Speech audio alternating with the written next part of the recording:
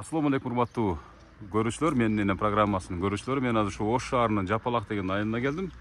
Ал эми мени болсо монтип бүгүнкү кутталуучу энебизден небереси тосуп алды. Бул жакта гүл турат, бул жакта жолугу турат. Алсаңыз бүгүн негизги программанын коногу аты ким, энебиздин аты ким? Карамат. Карамат деген энебиз. Канчага чыгып атат? 72'ge. 72ге. Неберелери куттуктап атасыздар. Ооба, неберелери. Качан пайда болду бул идея? Куттуктап коелу, ушул менин программасын ушул күзөтүп турат экенсиздер ар дайыма. Сизди YouTube'дан көрүшүп, өзү таңнан өзү жактырып көрөт экен дайыма. Анан ошо өзү айткандан эме кылбадык эле. Кийин сюрприз болсун деп кайра сизди чакырдык. Канча небереси бар энебиздин? Канча небереси бар? 35. 35 небереси. Жакыныраак келсеңизчи. Келиңизчи. Сиз кимсиз болосуз? Мен кызы болом. Бүгүнкү Карамат энебизден Карамат кызы болосуз. Атыңыз ким? Нургүл. Нургүл. Канча баласы бар энебиздин? 8. 8 баласы бар. 4 кыз 4 уул. 30дан ашык небереси бар. Чебере бар. Бар. Кыбыра Жок. эми Кудай буйрса. Кудай кааласа. Урматтуу көрүүчүлөр, мына мен ушул алдыман ушул Карамат энебиздин небереси 85 жашка чыгып атат эми өзү. 72геби? 72ге чыгып атат. Мына ошол энебиздин кызы жана жакшынакай болгон небереси тосуп алды. Жүрүңүздөр гана басып барганча энебиздин көңүлүн алалы. Себеп деген урматтуу көрүүчүлөр, Булар да неберелери, балдары. мына балдары, неберелери азыр куттуктайбыз деп шаша буша келип аткан учуру. Кана жүрүңүздөр, чогуу куттуктайбыз баары келипчи. Программага чогуу салабыз. Бияк неберелери, балдары, неберелери. Неберелери болсун. Эң чоң небересі. Эң чоң небереде болсун. Жүрүңүз кана. Энебиз баккан экен да сизден да.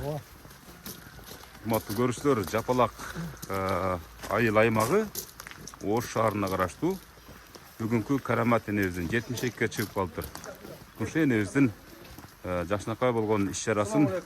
Алейкум ассалам, кандайсыз? Жакшысызбы? Ден соолуктарыңыз жакшыбы? Аман-эсен отурасызбы? Сиз кимсиз болосуз? Мен кичине баласы. Эң кичинекей баласы, эң акылдуусу, эң кичинекей, эң сулуусу менин деп коюң. Жүрүңүз, бажаңыз.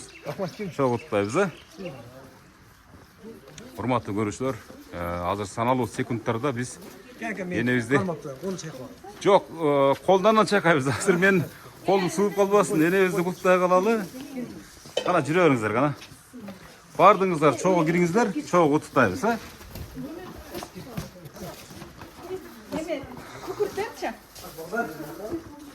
Ана, мына неберелери дагы жакшынакай болгон. Азыр бир аз күтө турат экенбиз. Ширеңке табып алсын күкүрт. Андан кийин чогуу кирип барабыз. Баса белгилеп айтуучу нерсе, урматтуу көрүүчүлөр, ушул Карамат энебиз ушул менин программасын ар дайым макмалап турат экен. Күндөрдүн бир күндөрүндө ушундай бир тилек кылган окшойт. Менин да балдар кыздарым ушинтип мени программага кошуп куттуктаса деген. Ана ошол секундтар, ошол мүнөттөр азыр ишке ашканы турат. Даярбызбы? Кана жүрө бериңиздер. Чамасы торт күйгүзөт окшойт бүгүн. Кандайсыз? Отурасыздарбы, аман-эсен? Тынч, аман-эсен. Кыштан кийин алып отурасыздарбы? Жакшы, рахмат. Менин программасын көрүп турат экенсиздер, ар дайым. Мына ошо менин программа сиздердин босогуңуздарга келип калдык. Ана жүрүңүздөр. Энебиз отурабы? Тынч, аман-эсен? Эч ким айткан эмеспи же, айтканбы? Жок, айтылбады. Айтылбадыбы? Сюрприз, монда жакшынакай болгон урматтуу көрүүчүлөр. 72 деген жазуусу бар тортту азыр жандырабыз. Энебиздин колуна тапшырабыз. Андан кийин куттуктоо сөздөрдү чагылдырабыз дегендей. Урматтуу көрүүчүлөр, бир аз белектерибиз бар дейт. Ага чейин кичине бир маек алып туралы. Бардыңыздар, бул жака тура бериңиздер, бул жака. Сөт өчүп калдыбы? Эч нерсе болбойт. Биздин тасманын фильтри бар, өзү чап чаркылып тартат. Кана жүрүңүз. Мына урматтуу көрүүчүлөр, неберелерим мына. Азыр куттуктайсыңар, азыр ырдайсыңар, бардыңар. Мынакей, ой, кыздары, мына неберелери баш болуп. Мына неберелери. Чеберesi болот. Ой, мынакей чеберesi болот экен. Кудай буйрса ушулар кыбыраны көрсөтө тургансыздар да. Алдың Болдубу, даярбызбы? Ана бисмиллахиррахманиррахим. Келдик жүрүңүз гана. Урматтуу көрүүчүлөр, мынакей. Салам алейкум, кандайсыздар? Жакшысыздарбы? Ден соолуктарыңыздар жакшыбы? Аман-эсен отурасыздарбы? Карамат эне кандайсыз? Жакшы отурасызбы? Менин программасын аябай көрөт экенсиз, мен укканыма караганда. Билбейм. Көп кемпирлерди көрөт экенсиз го, аябай мен эми аймактарда кыдырып жүрөм дени. Ат жөнүм Өмүрзак Азимкул. Сизге окшогон суп-сулуу кемпирлерди, энелерди, сизди бир 72 десем бир кемпир элестетип алып мени кечиресиз, сиз мындай жап-жаш экенсиз да. Ошон үчүн эжеде эле сүйлөйүн эне. Арыйла калдым мен. Бир да бетиңизден тырышты көрбөй атабыз, чынын айтканда. Жүзгө чыгыңыз эне. Мына ушул куттуктоону ошо неберелериңиздин атынан алып келдим. Мына колдорунда белектер турат. Азыр ушул урматтуу көрүүчүлөр, Карамат энебизге жакшынакай кылып тапшырып алганы. Бул жактан иреттеп келе берсеңиздер, мен сиздерди кадрга алып турайын. Кол чаап турабыз кичине. Жылда жөнлө келип отуруп кетчиле. Эне быйыл өзгөчө кылайлы деди. Быйыл сизди тасмага түшүрүп, кол чаап турабыз кичине шаңдурак өтсүн энебиздин туулган күнү. Эне башыңыздан ак жолуңуз түшпөсүн. Ар дайым гүлдөй болуп жыттанып, гүлдөй болуп жүрө бериңиз эне. Өмүрүңүз гүл болсун, эне. Мынакей тортты кабылдаңыз, мынакей кол чаап турабыз, мынакей торттордун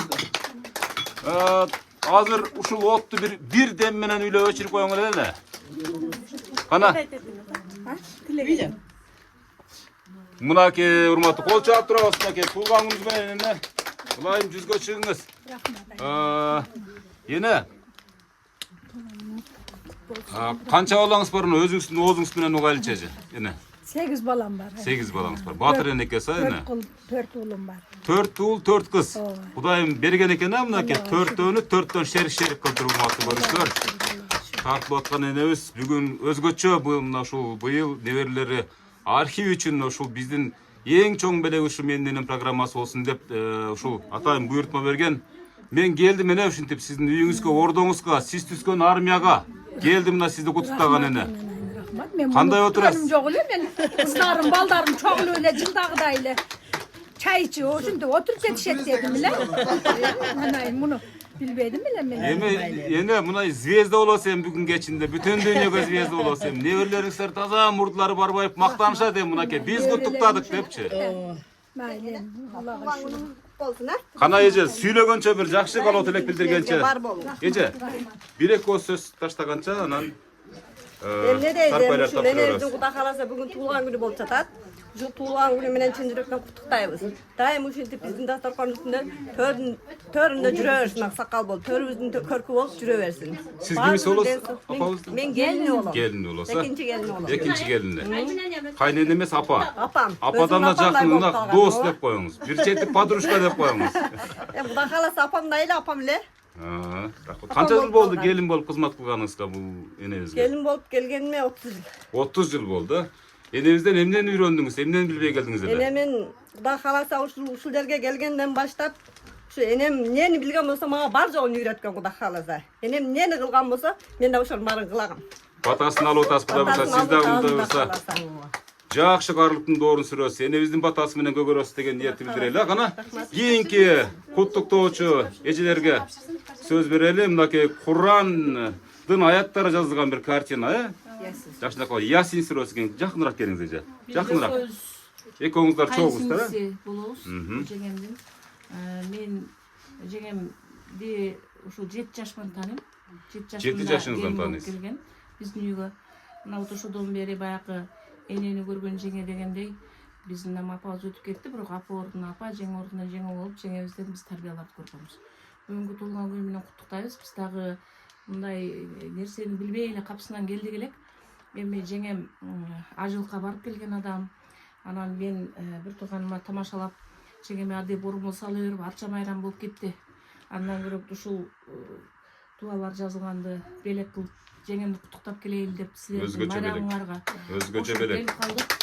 Анан эми жеңем азыр 8 балам бар деп атат, бирок биз дагы 7 буртуганбыз. Ушу 7 буртуган менен кошкондо 15, ушул 15тин аксакалы төрүбүздүн көркү болуп жүрөт. Той кылсак, жакшылыктарыбызга бата бере турган аксакалыбыз. Биз жеңеме кааларыбыз ушул балдардын жакшылыктарын көрсүн. Эч бир баласынын ушул үйүндө жамандыктар болбосун. Ушу төрүбүздүн сыйында батасын берип көп жашашын тилеп кетебиз. Барына шүгүр дейбиз. биздин атабызды, энебизди, биздин чоң энебиздин сүйүктүү келини болгон учурунда эң мыкты келиндердин бири болгон, кызмат кылган, бизди эстешер, сүйлөшөр. Жеңем менен көп сөздөрүбүз бар, көп адамдарды эстей алабыз, сүйлөшө алабыз. Жеңемдин тарбиясын баягы энеси мактаган эмес, жеңеси мактаган дегендей, жеңемдин тарбиясын көрүп, жеңемдин мактоосу менен биз да турмуш сапарына өткөнбүз. Бизге жеңе болгон жеңем учурунда бардык кыздарга. Ошон үчүн ушундай жакшылыктар каалайбыз. Жеңем мындай жакшы күнгө, жакшылыкка татыктуу адам. Рахмат Өмүрү жеңемдин жаштыкка башын коюп жатып уктаганын көргөн эмеспиз. Дайыма кызматта болгон, дайыма келин катары да кызматта болгон. Раматылык акабыздын дагы зоолосун бийик кылып, дайыма чай даяр, кимди жетелеп келсе да дасторконун жайган, жайлы дасторкон аял болгон. Ошон үчүн жеңеме менен биз сыймыктанабыз ушундай жеңебиз барыбызга. Жана ушудан тарбия алып, биз да жаман адам болбодук деген үмүттөбүз. Ой, рахмат. Мугалим окшойсо, мугалим окшойт эжебиз, же бир мамлекеттик кызматта иштеп, көп сүйлөгөн адам экен да, мындай сөздүн төркүндөрүн уктук. Рахмат, кол чаап турабыз, мынакей жакшынакай беректер тапшырылып атат. Жатаканасына коюп алсын, ушул дуалар. Курандагы эң төрө сүрөлөрдүн бири Ясин сүрөсүн тартуулап атат. Мынакей буга чейинки белектердин да мыктыларын берген чыгаар энелерибиз алтын тапшырышты, зергер тапшырышты турабы? Бирок бул жолкусунда өзгөчө белек камдап бериштир. Кол чаап турабыз, ар бир тапшырылган саркага кол чаап турабыз. Кандай айтасыз, кимиси болосуз? Мен дагы ошо апамдын чоң кызымын. Эң чоң кызысыз болосуз. Эң сулуусу мен болом. Кыздардын чоңумун. Аксакалымын кыздардын. Ушу апамын дайым өмүрүн берсин, ден соолугун берсин. Бүгүнкү ушу туулган күнүн көп белгилесин. Ушу апамдын жакшы тарбиясы менен биз дагы иш жерден мындай наилат нерсе албадык. Баардыгыбыз рахмат алып эле жүрөбүз. Ушу апама дайым тазим кылабыз. Рахмат. Кантип дагы эркелеп турасызбы, мисалы эң чоң кыз экенсиз. Кантип эркелейсиз кана? Апам деп, Дайым бар болсун. Чын айтайлы, мынакей урматтуу көрүүчүлөр. Эң чоң кызы сиз болосуз. Энебиз менен мындай тышкы возрастыңыз бирдей эле экен. Энебиз ушунчалык жаш көрүнөт экен, чынын айтканда. Эми чалдар чалат эми сизге, телефон берем эми сизге. Тамаша эне, тамаша. Бактылуу болуңуздар. Кол чаап коебуз мынакей жакшынакай сөздөргө. Кана неберлери боло берет. Сиздер кана неберлери укмуш, сулуу неберлери бар экен да энебиздин. Кана сүйлөгөнчө. Рахмат. Ай азаматта туулган күнүңүз менен дейт мынакей. Бул жашоодогу эң ширин учурлар мына ушулар. Мына чебереси экен мынакей, чебереси. Ай азамат мынакей. Мынакей келечекте улакчы боло турган неберлеси. Ананайын өзүмүн. Ой азамат, тапкан ташканын көтөрүп келген небересинин белегин карап коюңуздар. Кана эмне бар белегинин ичинде? Жанында ушу жатат, ушу карайт жанында. Мынакей жоолугун карап коюңуз мынакей. Ошолбойдон сала бер энебиздин башына. Ай азамат. Мынакей. Мунагул коробкада болсо iPhone Pro Max 15. Ай азаматтар, мынакей неберелери бирин катар бири мына жакшынакай куттуктап атышат. Мына чоң неберелердин бири экен да бул. Бир небереси болсо ал дагы тапкан ташыганын көтөрүп келатат мынакей. Ай азамат, мынакей гүлдөрдү тапшырып жакшынакай болуп сүйлөгөнчө кана сиз чоңураак экенсиз. Бир эки сөз кошуп коюңуз эми бере карап. Жакыныраак келиңиз. Кайнек туганыбыз менен өмүрүңүз узун болсун. Биздин бешенебизге бар болуңуз. Ар дайым күлүп, жайнап жүрөңүз. Рахмат айнан. Ай азамат, бар болсун. Аяк алганын көрөйүн эми. Ого да. Кыбыраларды көрөсүз эне Кудай кааласа. Урматтуу көрүүчүлөр, бул эжебиз болсо, ушул мен менен такай байланышып, ушу неберелердин атынан энебизди куттуктайын деп атабыз деп шаша-буша улам тынбай телефон чалып аткан ошо эжебиз болот. Ана бир эки ооз жүрөктөн чыккан сөздөрдү кошуңуз. Өмүрүңүз узун болсун. Дайыма ушундай балдарыңыздын, неберелериңиздин пешенесине дайыма бар болуңуз. Ай азамат. Биз төрт небереси куттуктадык. Айтурган, Динара, Мирайда төртөөбүздүн атыбызда. Айтурган, Динара эжебиз, ана Мирайда деген ушундай неберелердин атына. Кол чаап коюп, ушундай инициатива көтөрүп, демилге көтөрүп, жакшынакай болгон энебизди куттуктап аткандарына Аллахым ыраазы болсун. Мынакей дагы бир кыз окшойт да, энебизге окшошуп кетет экен мынакей. Ого, окшош экенсиз. Коюп койгондой окшош экенсиз чындап элечи. Апам, алтыным апам. Дайыма бар болуң, пешенеңизге береймен. Кана эжекебизге бир жакшынап болгон алтын сөздөрүн таштаңчы. Апам дайыма пешенеңизге бар болсун, өмүр uzun болсун, денсаулыкта болсун. Атам көрбөй кетти. Апам көрсүн Кудай кааласа. Бир туугандарым бар аман болсун. Алыста жүргөн бир туугандарым тынч болсун. Кыздар, балдар, неберелер баардыгыбыз тынч болойлу, ынтымакта болойлу. Биз ушу ден соолук каалайбыз биринчиден, өмүр uzun болсун. Дайыма ушинтип биздин пешенебизге жаркылдап, жайнап, күлүп, жайнап отура берсин. Сиз канчанчы кыз болосуз? Мен экинчи кыз. Экинчи кыз болосуз. Сиздерде ушундай бир адат калганбы же дагы эле ушул адат сиздер менен кошо ээрчип жүрөбү? Келгенде бир нерсени ташып кетмей. Келиндерге жаман көрүнөт. Ооба. Сурап коелу.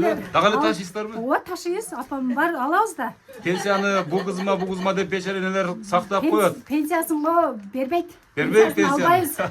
Пенсиясы Кудайга шүгүр эле, одан башка дагы немелер бар да. Буюмтайымдар. Спонсорский жактан акчалар бар да. Өмүр бою спонсор адам. Туура айттыңыз. Мына үй бүлөгө эң чоң спонсор окшойт эле. Кассадагы апам, кассир.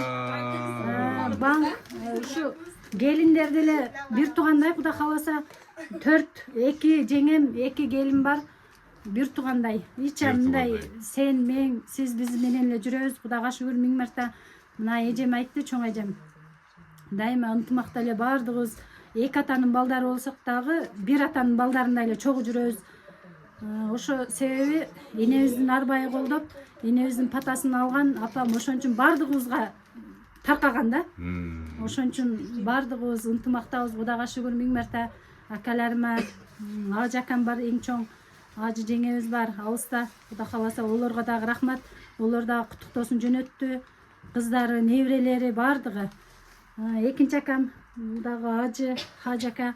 Апам менен Хажыга барып, ошентип эмесин неме кылып келген. Миң марта шүгүр. Энебиздин батасы менен ал дагы ажыга барып, патасын алып. Мына эң кичине келинибиз, эң кичине укам жакында той кылды, улак берди. Сонун өттү бардыгы. Келинибизге, укама ыраазыбыз. Ушулардын баардыгы энебиздин батасы менен. Бардыгыбыз ынтымакта, Кудайга шүгүр миң марта. Рахмат. Сонун сөздөр гана куттуктоо үчүн жакшы бир кызуу кол чабуулар коштоп турсун. Ана келиңиздер. Бул жактан ирети менен келип, улуулашып, келип, жашынакай болгон жүрөктөн чыккан сөздөрдү төгө бериңиздер. Мына урматтуу көрүүчүлөр, мен жана байкап калдым. Мына Аллахым сизди бейиши менен сыйласын деген ушул кутуча, бул кутучанын ичинде мусулмандарга эң зарыл болгон каражаттар бар. Жай намаз, атыр жыттар, мүрөктүн суусу. Мен көрбөй эле айтып атам, бирок ушундай эле экен, мисфак мынакей. Мынакей энебиз окуй турган мынакей Салиха энебиздин тарыхы жөнүндө жазылган жакшынакай китеп. Көчөгө чыкканда эне себине турган атырлардан бери жакшынакай белек кылып кел аткан адамдын аты жөнү ким болду экен? Уула?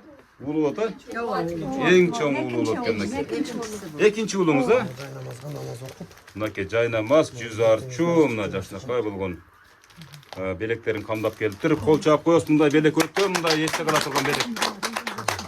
Кана аке, бир жакшынакай болуу тилектерди айтсаңыз. Биз эмне дейбиз? Жаңы эң чоң аксакал эжем айткандай, баардыгыбыз бир туугандай болуп чоңойдук, бир тууганбыз. Ошо апам мен экинчи баласымын. Менден чоң аксакалы бар. Олар эми Россияда жүрүшөт. Россияда. Не дейбиз ошо апам эле Кудайым канча өмүр берген болсо, ошону жакшы жашасын, оорубасын биздин пешенебизге дайым бар болсун. Ушу неберелердин, чеберелердин тоюн көрсүн, дайым ушу көркүбүз, төрдүн көркү болсун. Биздин жакшылыктарыбызды көрсүн. Дайым. Амин. Кудайым мен биз дайым ошону тилейбиз. Баардыгыбызга тегиз апам.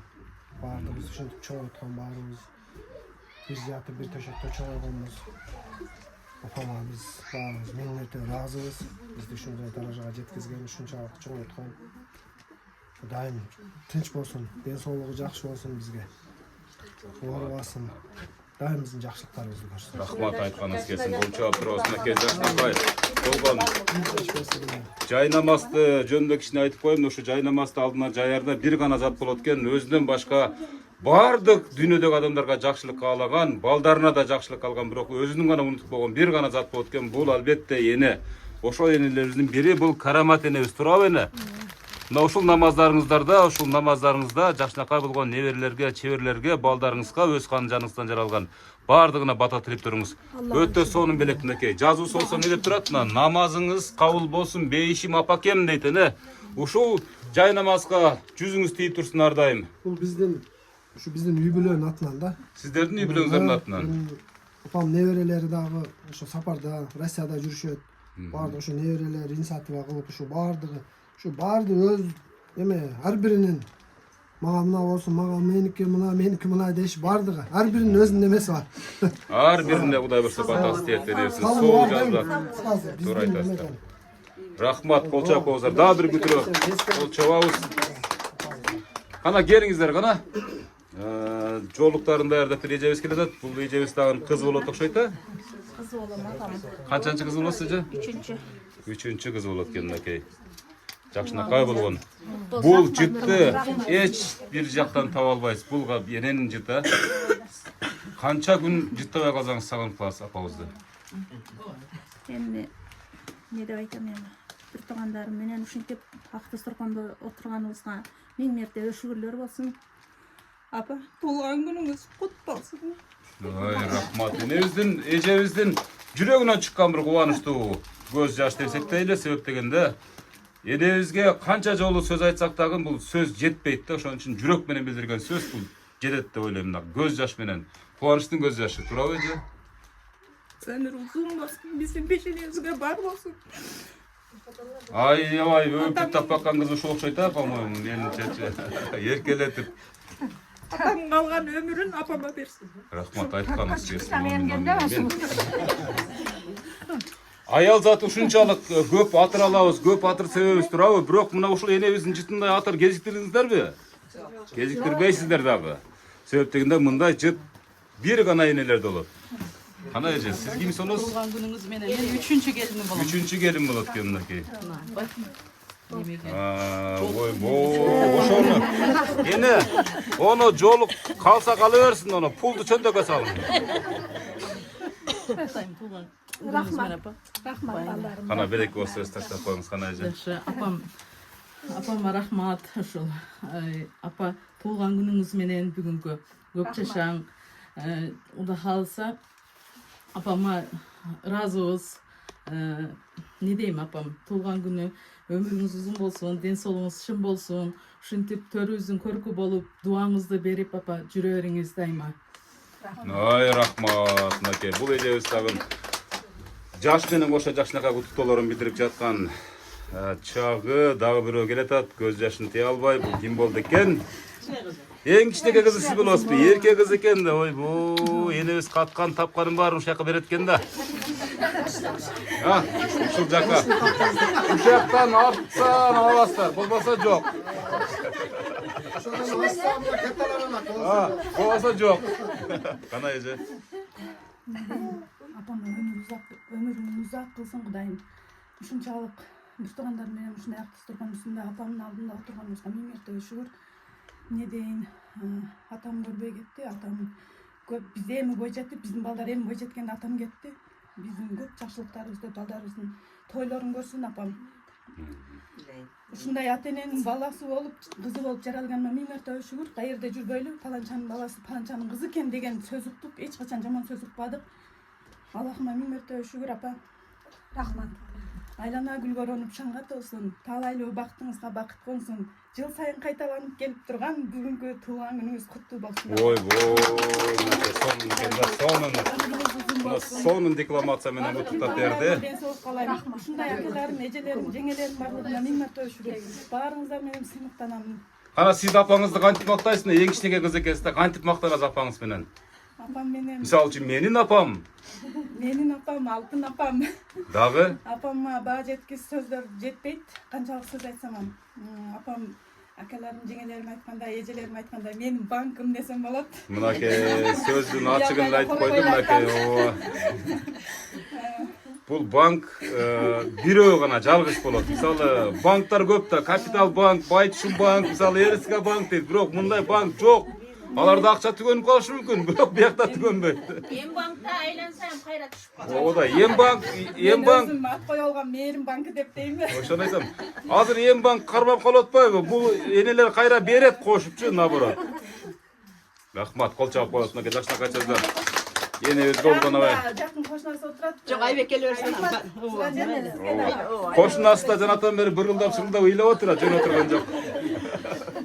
Көз жашын төгүп отурат жанатан бери бечара энебиз дагы. Мынакей колумдагы энем дейт, мынакей колумдагы апам дейт, мынакей эң кичинекей уулу. Уулум, ушу жаным ушул. Калганы эмне? Калганы жан болсо. Калганы бутуңуз, колуңуз, көзүңүз, кулагыңыз. Мынакей бул эң кичинекей келиниңиз. Эң кичине келин. Ойбой, 150 чыгарам деген адамдар ушулар да. Бардык ушул дуаларыңыздын көпчүлүк процентин ушу келиниңизге арнасаңыз керек, ушул аман болсун деп енді. Тамаша, тамаша. Баары эле тынч болсун дегиле. Апа деген сиз үчүн ким? Апа дегенде ыйык нерсе. Бешедебизге копор. Бул кубанычтын белгиси, сүйүнүчтүн белгиси, сүйүнүчтүн көз жашы деп коет туура. Илем. Бул жаш энекебиз бар үчүн чыгып аткан жаш. Ар дайым ушинтип жаш чыгып турсун балдардан, кыздардан. Энебиз себеп дегенде балдарын мээрим менен толо ушундай камсыздап койгондо ошон үчүн чыгып аткан жаш. Кана эже, жакыныраак келиңчи, сиз менен бир өзгөчөрөөк маек кылалыйм. Кандай тамактарды жакшы көрөт энебиз? Эч бир бетинде тырышы жок экен, чынын айтканда. Кандай эмне кыласыз? Косметикаларыңыз жөнүндө айтып бериңиз керек. Эмне кыласыз? Билбейм, апам. Бир суюк, бир кое кылабыз. Кайсы тамактарды жакшы көрөт? Өзгөчө. Сиз билесиз да, сиз сезесиз да. Мен тамактарды билбейм, отказылбай эле жакшы. Сиздики арга жок болсо да отказ. Тамаша, тамаша, тамаша. Биз кичине келинибиз. Эми башынан башкы көчүбүз жакшы кеткен. Биз келин болуп келгенде кандай кыз элек? Турмушка даяр эмес. Олпу солпу мезгилибизде келгенбиз. Баягы торпогуна келип, уже кунажым болуп калдык. Азыр кунажысызбыз. Азыр дагы эле торпоксуз. Неме, көп нерсени билбей келдик. Ошо билбегенибизди билдирди. Жакшыбызды чыгарды, жаманыбызды жашырды. Ошосуна бардыгына апама рахмат. Бир мындай. Апам эч караган сөзүн укпайбыз да. Мындай кылып балдарымы да эч качан мен урушпасам, апам эч качан урушпайт. Ошол жактары өтө жакшы. Сабырдуу. Канчалык кыйын болсо да сабырдуу. Атам да өтө жакшы адам эле. Өмүрү неме кылып аз экен. Апама берсин калган өмүрүн. Апам баарыбыздын үстүбүздө калыс болуп, апам өмүрү узак болсун, оорубасын, эч качан төшөккө жаткылык кылбасын. Атам тилечи эле. Неме жүгүрүп жүрүп мөдүрлөп алсын деп. Атам да ошондой неме менен кетти, бирок апамды дагы ден соолук берсин Кудай. Эч качан жакшы өмүр сүрүп, биздин пешенебизде жакшылыктарыбызды көрүп жүрө берсин. Ай, рахмат. Деп туруп бир ырдап койбойсузбу кана эми ушунча жакшы сөз чыгып калды кана. Кана. Сиз мындай суроодо бир эле суроо бар. Ушул суроого жооп берсеңиз, кайненеңиз апаңызды, эми апа деп кой, кайнене дебейт азыр эч ким, туурабы? Апаңызды ушунчалык жакшы көргөн болсоңуз, 4 саат ырды аябайсыз да. Чынын айтканда, башка вариант жок да, мисалы үчүнчү. 4 саат ыр болуп чыкпаса анда сизди кайненеңизди 50/50 кен деп коебуз. Өзү эң неме мактанып уккандагы кээде али баягындай сөз да уккан мен эле эмес. Ооба, эми бул мыйзам ченемдүү көрүнүш да буну эми. Ошондой болот да, кана. Ягугасың, неме ягугасың. Калтакты да жейсиз, майды да жейсиз, кыскасы. Ушундай. Кандай ыр бар эле, мындайда ырдай келет да. Кана эми мына ушундайда ырдап алсаңыз анан качан ырдайсыз? Мисалы, күндө эле келип эле кайненеңиз жаныңызда ырдай бериңчи, эмне дейт? Келиним айнып калганбы, эмне дейт? Мына ушундай учурда ырдап бериңиз, кана. Башынан келгенден баштап эле ушундай ырдап иш кылат элем. Атама кайнатама жаппайт элем да. Ырдабасын деп урушат эле. Акырын Ото эне сизге жагабы келиниң үстүнө? Айтып коюңчу. Жаққанда жағады, анан böyle ашықчы болып кетсе, қой шошағырың дейді. Именно ошо ашыкчарыңыз ырдап бериң азыр. Кана эже. Не бар эле? Мына бишкекке кетип атканда ырлар дейт.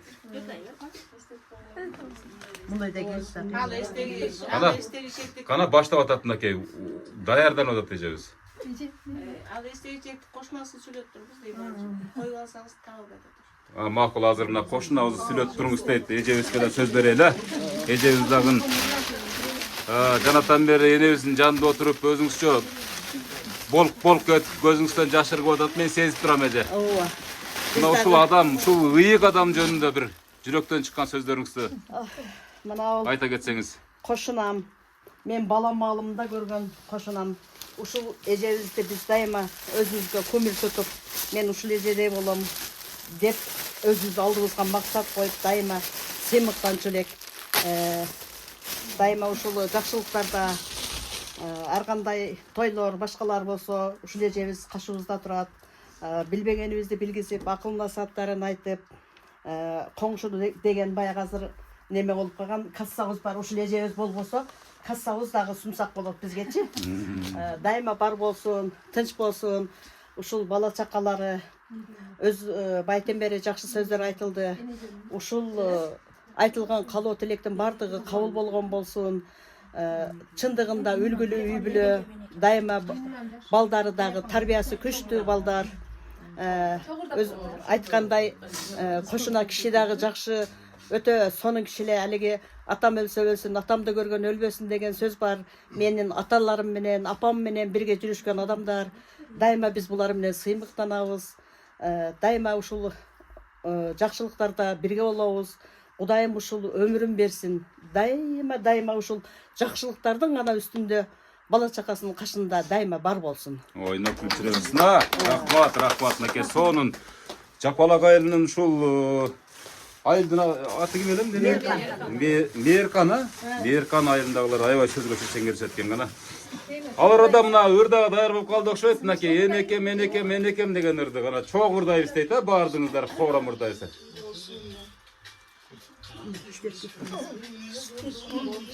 Кана кичинекей кызы келиңиз, жанына келип ырдай бериңиз, келиңиз бул жакка туруп.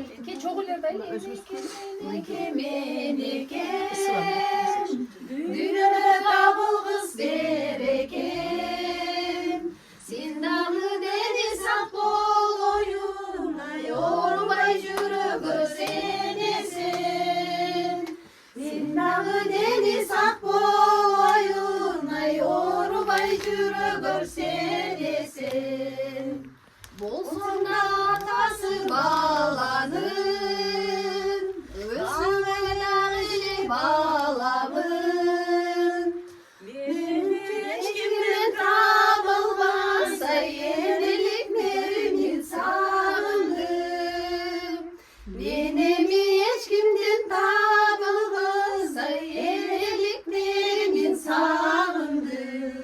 Ой, рахмат мынакей. Келиндин күчтүүлүгүн караңчы. Ырына дагы жардам берип бердиңиздер. Ушунчалык келин күчтүү келин экен, бирок чын айтканда, себеп дегенде энебиздин батасын алган, энебиздин назарын жакшынакай болуп өзүнө сиңирип алган келиндердин бири экен гана. Кепканы кийип бирөө келатат, неберелер окшойт. Кана бир-эки ооз сөз. Мен ушул эң чоң неберesi болом. Ушул менен кубагымды куттуктайбыз. Ар дайым бар болсун. Биз каяка чыксак дагы ушу баарыбыздын артыбыздан паталык тууган чоң энебиз. Чоң дагы бижон тууганыбыз менен Энебиз баккан неберелер, мынакей энебиз өз каймактарын, майларын, сары майларын менен ичи ооруп калса да ушу сары май, койдун майы менен жакшылыкка аяктырган небересинин сөзүн ортоктошуп болдук. Бул болсо небере келин экен. Эне туулган күнүңүз менен өмүрүңүз узун болсун. Ашуулардын ар жагында ашуулар, сиз аша эле канчалаган ашуу бар. Кандай сонун жаратмандыгыңыз алдыңызда далай жолдор ачылар. Сиз жөнүндө айта берсек бүтөбү, жаза берсек кагаз деген түтөбү. Мен небере келин болом. Ой, азамат, сиз сонун сөздөр. 8 жылдын жүзү болтат. Энем аябай жакшы инсан, өтө жакшы. Бизге эч качан, бизге ар дайым жакшы сөздөрүн гана айтып ар дайым бизге үлгү болуп келет. Биз энебизди аябай жакшы көрөбүз. Канча күндө бир келип турасыз? Тез эле келип турабыз. Тез эле келип турасыз. Сагынып турасыз кадимкидей энебиздин батасын алып, колун кармап. Негизи мен ушул күнгө чейин, ушул жака келин болуп келгенге чейин мен чоң ата деген сөздү бир дагы айткан эмесмин. Биз чоң атабыз өтүп кеткен. Ушул үйгө келип, чоң ата деген сөздү биринчи жолу айтканмын. Чоң атабыз аябай жакшы инсан болгон. Ошо энем өмүрү узун болсун. Урматтуу көрүүчүлөр, карабайсыздарбы, мынакей ушул карамат энебиздин алышкасы жөнүндө дагы кептер айтылып кетип атат. Мисалы Арбак Сезет сөзсүз түрдө ушу жакшы адам болгондугунун мынакей дагы бир белгиси. Атабыз жөнүндө сөз чыкканда бардыгынан ушундай мөлт жашагып турат. Бейишин берсин, башка колубуздан эч кандай жардам келе албайт. Тез Куран окуп туралы, Амин. Кана келиңиздер. Дагы барбы сүйлөй тургандар? Кана эжебиз. Норка Тумакчан эжебиз келе атат, мынакей жашынакай болгон сөздөрүн уролойм деп. Мен жеген 1 жашар болгон келин болуп келген. Келе бериңиз, жакыныраак келе бериңиз. Энебиз өз кулактары менен уксунчу жашынакай сөздөрдү. Мен 1 жашар болгондо келин болуп келген экен, ошо 1 жашар баланы ким кыргыздарга окшоп тергейт. Мен эч качан атым айткан эмес. Бирок 2 абысым болгон, апам жана Ажибек, Жанибек деп. Жанибек агамды эч качан Жанибек деп айткан эмес, биз Жанакам деп айтканбыз да. Ушундай жакшы адам болгон Жанакам. Мен төрөлгөндөн кийинки эле 2 келин бир үйдө чоңойгон. Мен ушул балдардын бардыгын жеңем каникул болгондо мектепте сабакты аягына чейин окубай жайлоого барам деп жеңеме көчүп келгенмин. Качып келет элем, көчүп келет элем, жайлоого чогуу чыгат элек. Мына ошо жеңемдин 4 уул 4 кызы бар. 2 гана баласын да барган жокмун жайлоого. Алганда дайым жайлоого барып, жайлоого барганда машина менен көчүшөт эле, ырдашат эле, ошол мага өтө кызыктуу эле. Анан жеңем ушул жаман сөзүн айтпаган үчүн баары ушул жакка качсак керек. Жанакамда жакшы сөз болгон үчүн ушул жакка качса керек. Апам мен үчүн аягына чейин мектепте окуп койчу. Жайлоого кетти дегенде эчтеке карабай түйүнүмө көтөрүп алып келчүмүн да. Мына Кудайга шүгүр, жеңемдин артынан деле биз деле турмушка чыктык, бизге жеңе болду. Жакшы насаат сөздөрүн айтты. Биз дагы мына чоң эне тайыны болуп калдык. Биздин дагы жакшы көч, башы каяк болсо аягы ошондой болот экен. Ушу Маматалиевтерде, Жанибек, Ажибектердин балдары бир атадай, бир энедей. Биз аба эне деген сөздү айтпайт элек. Биз жеңе, Жанака десек, жеңемдин балдары, Жанакамдын балдары апа, ата деп чоңоюшкан да. Ошон үчүн биздин ата энебиз, ошон үчүн бизде дайым ушундай менталитет, жакшылык болсо дайым чогулушабыз. Ушу жеңеме дайым жакшылыкты каалайм. Кудайым өмүрдү узагынан берсин, ден соолугу болсун, эч качан оорубасын. Ушул балдар кыздардын жакшылыктарында дайым төрүндө болсун. Мына биздин да төрүбүздө качан той кылсак батасын берип турат барып. Дайым ушу эми небере чеберлердин тоюнда дайым батаңызды бериңиз, өмүрүңүз узун болсун, ден соолукта болуң. Ушу акам оорубай нетпей капысынан кеткен, ыйлаганыбыздын себеби ошол. Жанакам аябай жакшы адам болгон. Ушул мына сайда мен балалык чагым өткөн. Жанакам кандай болгон, эмне болгон баарыбыздын көз алдыбызда дайым чогулсак сүйлөшөбүз. Ошон үчүн жакшы адам болуп мүдүрүлүп кеткен үчүн баарыбыз айлам болуп ыйлайбыз. Ыйлаганын баары ошо. Арбагы дайым бизге бирге чогуу болот. Азыр агам деле ушул турса керек, угатса керек, сүйүнүп атсак керек. Ушул агамдын көрбөгөн жакшылыктарын жеңем көрсүн. Дайым төрүбүздүн көркү болуп, илайымдуу өмүр узун болуп, дайым жакшылыктарыбызда төрүбүздө болсун. Мен эжебиздин сонун мукамдуу сөзүнө токтош болдук. Урматтуу көрүүчүлөр, эми сүйлөгөндөр бүттү окшойт да. Эне мынакей жанатан бери жакшы калуу тилектер билдирилди да эне. Орун ала бериңиздер, эми жакшынакай болуп, энебизди курчап дегендей. Эне ушул 8 баланы чоңойтууда мына абышкаңыз жөнүндө дагы терең мазмундуу, таасирдүү кептер айтылды да. Ушул 8 баланы кантип чоңойттуңуздар? Кандай турмушту баштан кечирдиңиздер? Эми 8 Ач калган, ток калган күндөр болдубу эне? Жок, ондой болбоду. Өзүм саанчы болуп, 35 жыл саанчы болуп иштедим. 35 жыл Союз маалында. Чалым экөөбүз бактык. Кайненем бар эле, жакшы адам эле, кайненем. Карашып, балдарымы багышты. Ошо кайненеме 1000 марта ыраазымын. Кайненем рамалык, эми патасын берет эле. Өлөрдө эми айтты, мен ошо жакта билчү Кудай болсо патамды берип жатам сага деп. Шундай деп кеткен. Ушундай керемет Аябай адамдар жакшы болгон да. аял эле. Эми Аллага шүгүр, ошо кайненем патасын алгандыгым үчүн эми мына ошо келиндерим, Кайтып атат, кыздарым эми. баарлыгы ушунчалык сыйлайт. Миң мартам рахмат, балдарыма ыраазымын. Şu gelinlerime, kızlarıma bärine razım. Şöntüp 8 balаны çoğoytup, bağıp, sancı olup, işlep, hökümetin işinem kılıp, baldardı yan bağıp bize. Şunday kılıp çoğoytup. Janagıdan da jaşarıp kettiniz, көрдүңүзбү ne? Janagıdan da jaşarıp kettiniz. Эми бул видео чыккандан кийинчи эгерде бир жериңиз ооруп аткан болсо, көңүлүңүз чөгүп аткан болсо, ушул видеону көрүп эле кайра аяга бересиз. Буга 20 миңге жакын энелердин батасы түшкөн бул программа. Ушул программага да сиздин дагы батаңыз түшүп атат. Бул батага байырланган программа, ошон үчүн ар бир энени тарттыргызы келет балдар. Ушул программада менин дагы апамдын элеси калсын, менин дагы апамдын батасы калсын.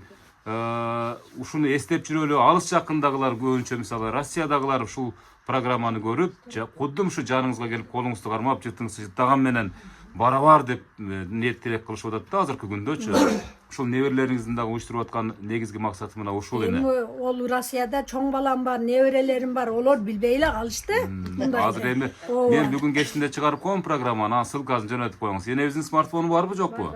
Бар да, энебиз азыр кайра жашарып кетти, айфон алып бериңиздер эми энебизгечи. Ажыга барып келгенсиз. Acığa varıp gelgen, min kalla şükür, şu baldarım sağındı sağışıp çoğun balam. 6'da okuganda, saat 6'da menmenen koşu koroğa varıp, 3-4 uy sağışıp ketetiler okuğa. Jardam kılıp. Hem жалгыз boymun da, baldarım bari mayda. Şuntup sağışıp jardam kılıp jürüp, 86 жылы шаарга депутат болуп шайландым. Анакей. Эми о малда жок, мен болбоймун десем, мен баягы эмгегими баалап, өкмөт ушундай шайлаган. Азыркылар акча берип атып шайланат экен. Сиз билбей калгансыз депутат болгонуңузду карабайсызбы? Болбойм дегенмин да мен, жок шайлабагыла. Мен балдарымы багайын, санымы сайын дегенмин. Эми азыркылар зорго болот экен. Ушу айылдык кеңешке деле 100 миң деген акчаларды берип атып зорго болот. Айлан айыл тууган урук болот деп жалдырап эчтик акылай бербей. Шаарга депутат болдум ушу балдарымдын немесинен. Саашып, мал карашып, чалымын жардамы менен. Карабайсызбы, мамлекетке дагы пайдасы тийгизген эне экен аке. Карабайсыздар мында. Ошол мезгилдеги саанчы чабандардын баардыгы азыркы министрлер. Ошону айтам да. Кандай сыйлыктарга жетиштиңиз эне? Машина aldım, motosiklet aldım, şunday. Motosikletde teyip жүрдүңүz, очкини тагып алып. Çalım teyip жүрдү, эми балдар чоңойгу чаңды. Ошону айтам да. Ушундай. Кандай деген алтын долларды баштан кечирип эне. Мына азырдагы андан бетер долларды. Ол 25-30 мал неме кылып берет эле да, бекитип берет эле саанчыга. Ошолордун торпогун алып, тапшырып, planımı atkarıp, sütün sağıp. Aşığı menen de koysanız da. Ошентип анан ошондой ударник деп, эме деп анан кийин сыйлашатканда. Ошол мезгилдин ардактуу, азыркы мезгилдин даңктуу энелердин катарында экен, урматтуу көрүүчүлөр, мына ушундай энелериңиздер болсо, шашыңыздар, ушинтип сүйлөтүп, ушинтип жакшынакай кылып,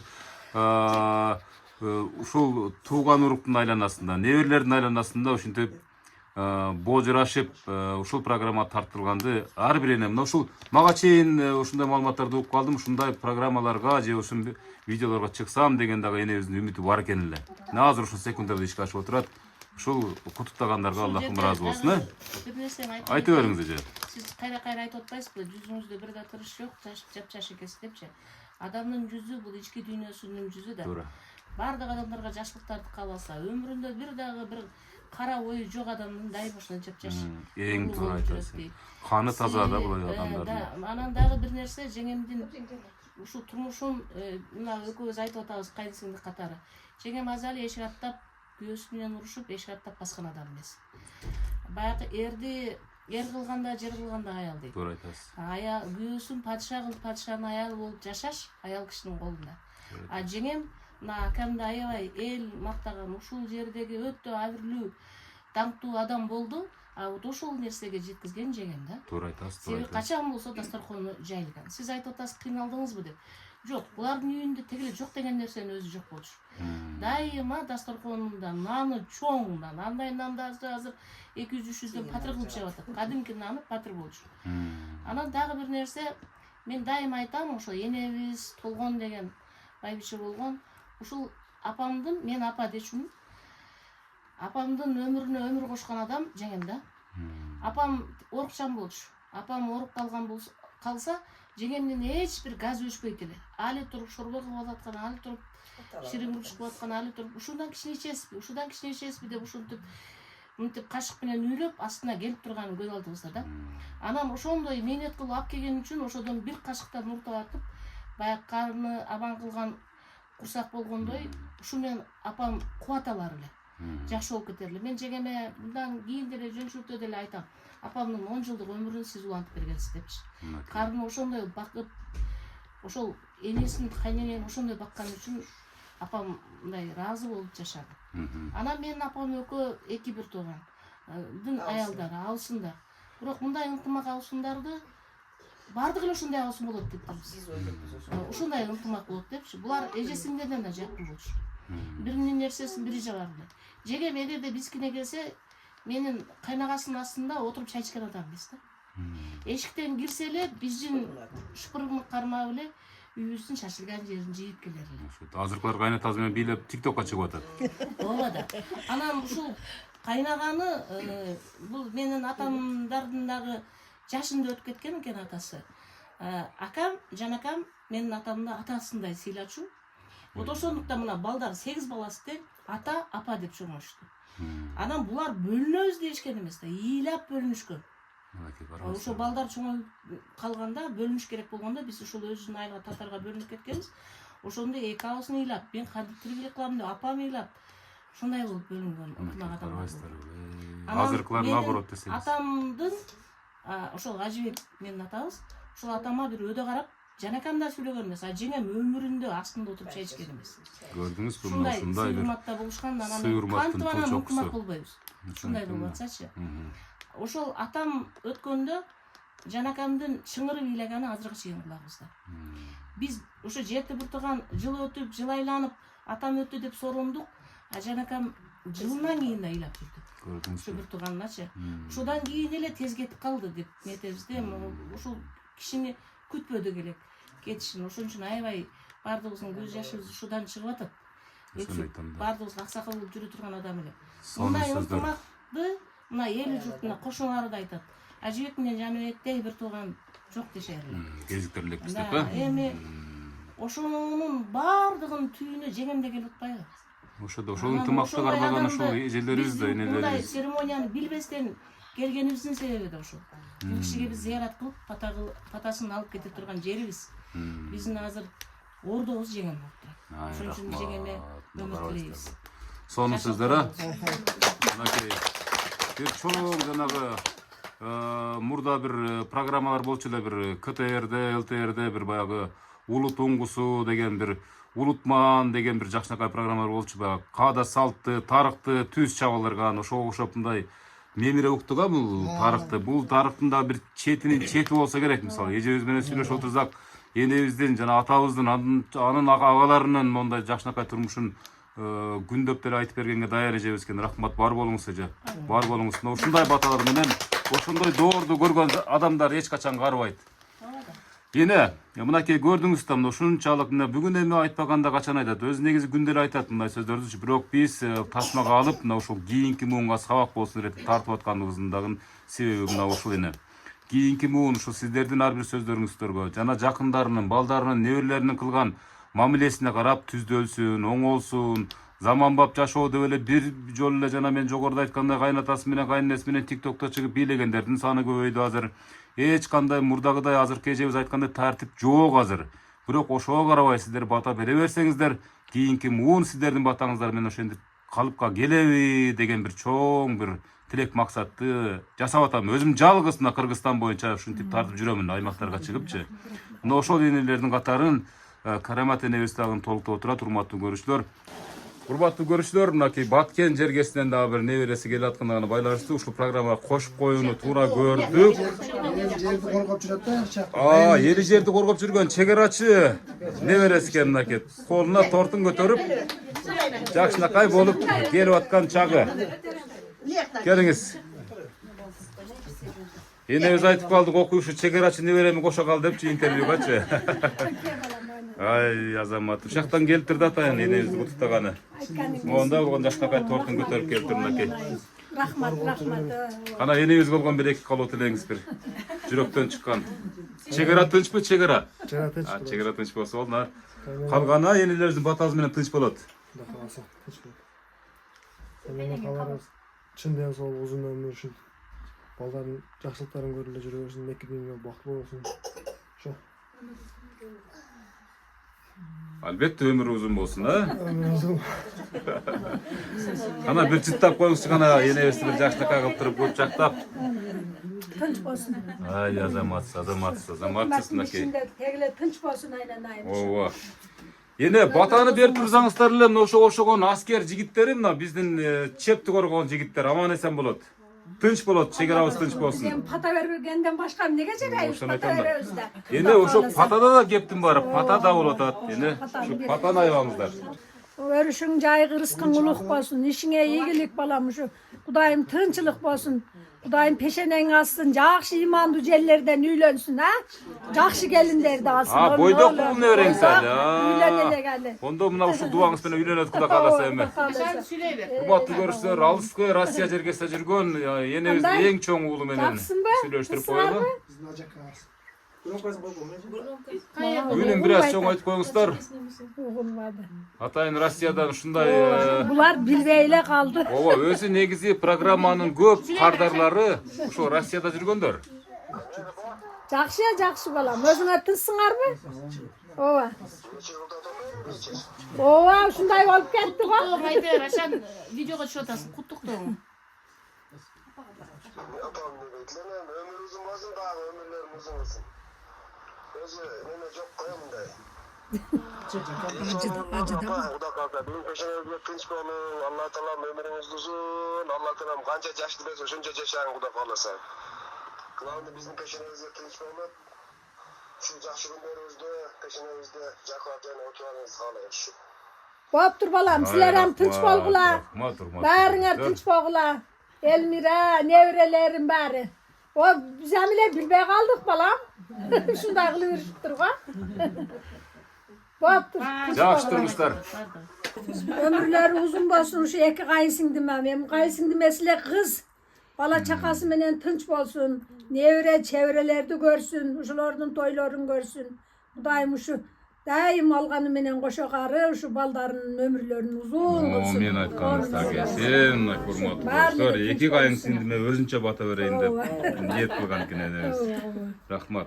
Дээрлик 50 мүнөткө жакын энебиздин жакшынакай туугандары курчаган иш-чараны чагылдырып берип атамын. Эми айнан эч ким билбей калды муну, эми туугандар, бир тууган көп эле айнан. Программа жактыбы эне? Жакты. Ушундай программалар көп болсун эне. Анан алып кетти, жулуп кетти, анан тинтип кетти, атышып кетти дегенден көрө ушундай программаларды көбүрөөк чыгарса, адамдар моралдык жактан азыктанса гана өлкөдө тынчтык болот, ынтымак болот, өнүгүү болот, туурабы эне?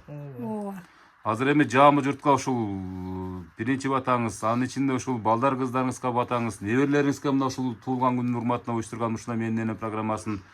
Андан кийин ушул артып калса мага да бата берип койсоңуз, анан программаны жакшына калып жыйынтыктайм. Кана омина. Омин. Азыр ушу заман тынч болсун, ушу жаңы жыл жакшы жылдардан болсун.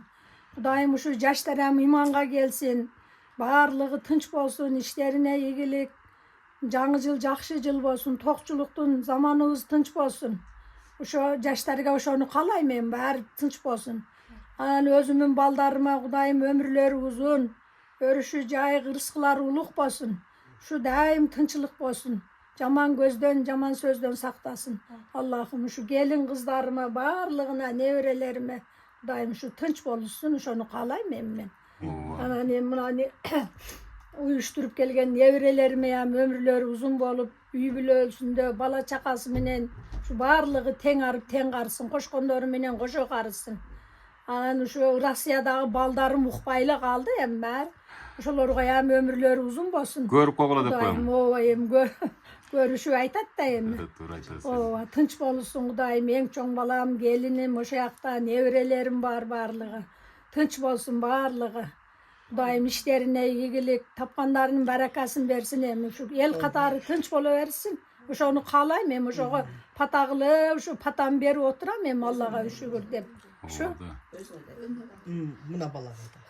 эми сен ам тынч болайын анайын, ушундай кампирлердин, чалдардын патасын алып жүрө бер. Ушунчалык келгениңе чоң рахмат. Ишиң дайым ушу ишиңе ийгилик, тынч болайын анайын, ишиң алга жүрө берсин. Бала чакаң менен тынч бол. Келгениңе рахмат. Рахмат. Урматтуу көрүүчүлөр, мынакей бул жолку программанын кезеги мына ушул Ош шаарына караштуу Жапалак айыл аймагынан орун алган Мейиркан деген айылында жашаган Карамат деген энебиздин ордосунан жыйынтылып отурат. Мына ушул Карамат энебиз түзгөн армия энебизди ушул учурларда, ушул секундтарда, ушул армиянын жарымынын жарымысы көпчүлүгү сыртта жүрүшөт. Турмуш шартка байланыштуу чоң баласы дагы мына Россия мамлекетинде тирилик кылып жүрөткен. Ага дагы батасын берип отурат. Мына ушундай көрсөтүү ушул Жапалак айылынын Мейиркан деген айылында жыйынтылып отурат. Эне бар болуңуз, урматтуу көрүүчүлөр, ушундай Карамат энебизде апаңыздар болсо, энеңиздер болсо, куттуктаганга шашыңыздар. Буга чейин мисалы алтын тактыңыздар, кулагына, колуна мисалы үчүн жүрөгүнө жакшынакай сөздөрдү роолодуңуздар, ажыга жөнөттүңүздөр, мисалы үчүн ар кандай нерселерди, ар кандай ушу энебиздин көңүлүн көтөргөнгө аракет жасап көрдүңүздөр. Бирок энебиздин жашоо турмушундагы мондай тасма биринчи жолу болуп атат. Мына ушул тасманы бир күн келет, миллион еврого да сатып ала албайсыздар. Энебиздин элеси ар дайым ушундай үй бүлөнүн архивинде сакталат деген чоң бир үмүттөбүз. Урматтуу көрүүчүлөр, жакшы туруңуздар, энелерди сыйлайлы, аталарды сыйлайлы, ушул адамдардын батасын алалы. Ошондо үй бүлө өнүгөт, мамлекет өнүгөт. Жакшы туруңуздар эне. 100 жаштык торколуу тоюңузга келип ушинтип акылдап сүйлөп турайын эне. Мынакей акырында ушундакай таттуу периште менен жыйынтайын деп атабыз мынакей. Небере дейт мынакей. Мурдун чыгып отурат мынакей.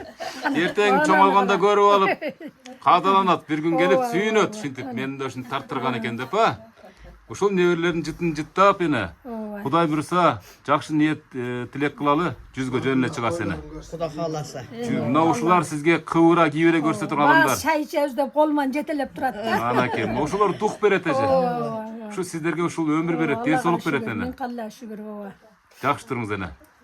Рахмат айна. Рахмат сиздерге. Ушунчалык уюштуруп, бүгүнкү энебиздин көңүлүн көтөргөнүңүздөргө Аллахым ыраазы болсун. Жакшы туруңуздар. Урматтуу көрүүчүлөр, мынакей ушул атабыздын дагы сүрөтүн тасмага киргизип коюн. Маматали Siz ошол атындагы көчө деп мына ушул адамдын атына коюлган экен. Мен чай ичте балам, чай ичем. Рахмат, чоң рахмат. Жакшы туруңуздар. Чай içelim.